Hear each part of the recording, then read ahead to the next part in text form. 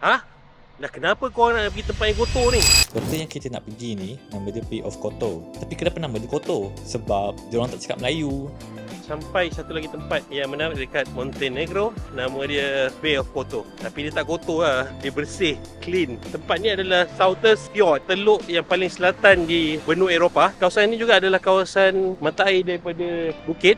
Kita tengok airnya, air bersih, jernih. Kita tengok sebelah sana kapal-kapal besar, cruiser-cruiser boleh berlabuh dekat situ. Sebenarnya Bay of Kotor ni ialah sebuah kota lama yang diiktiraf oleh UNESCO World Heritage Site sejak 1979. Okey, kita dah masuk Old Town dia. Nampak lebih luas, banyak kedai, orang ramai. Minaannya nampak Renaissance build, betul-betul European look, Italian look dekat sini. Dekat Clock Tower ada satu pillar of shame dia panggil, yang mana kalau zaman tu korang buat nakal, buat jahat, tu kena tambat kat situ lah untuk orang tengok. Seni bina Venetian dan Eropah klasik masih kekal sebab kawasan ni tak pernah ditakluk oleh Turki Osmania. Dan satu lagi identiti glamour Bay of Kotor ni, tempat ni juga dikenali sebagai City of Cats. Kat tembok kota ada kucing, kat tangga ada kucing, lorong sunyi pun kucing juga.